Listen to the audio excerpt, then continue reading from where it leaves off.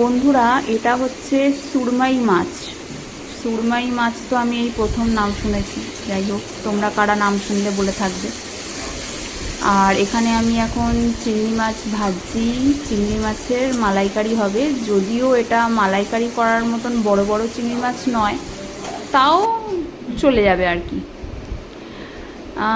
আমরা হচ্ছি গত 3 বছর ধরে আমরা নিরামিষ খেয়েছি। তো এখন আমার বরের শরীরে একটু প্রবলেম হয়েছে, ডাক্তার দেখিয়েছিল।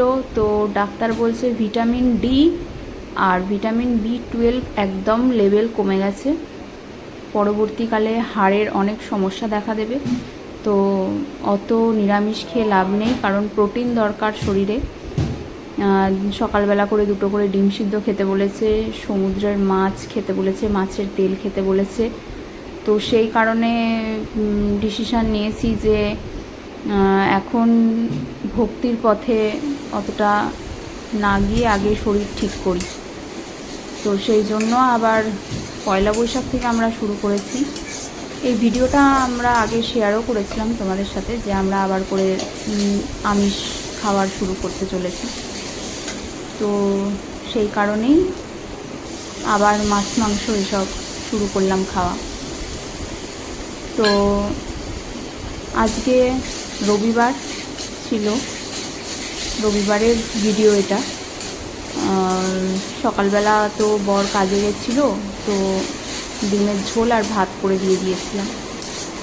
আর বললেন যে রাত্রেবেলা ভাত খাবে আর চিংড়ি মাছের মালাইকারি খাবে,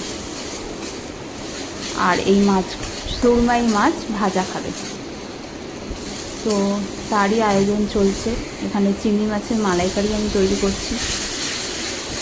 তোমাদের কাদের কাদের চিংড়ি মাছের মালাইকারি খেতে পছন্দ করো তোমরা জানিও। আর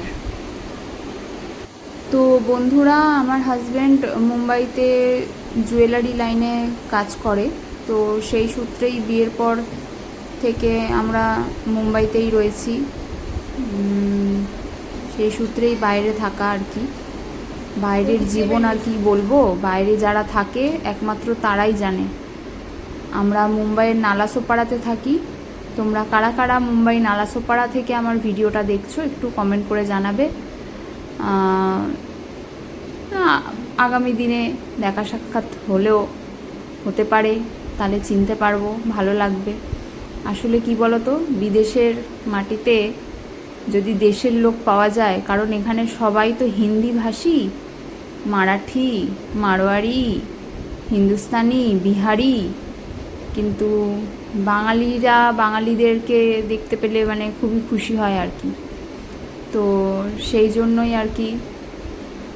তো দেখো, কথা বলতে বলতে আমার এখানে চিংড়ি মাছের মালাইকারি রেডি হয়ে গেছে।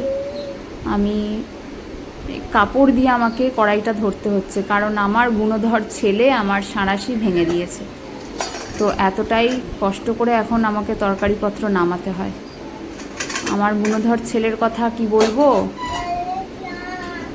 মাথা খারাপ করে দেয় সারাদিন। বন্ধুরা, পেজটাকে ফলো করে পাশে থাকবেন।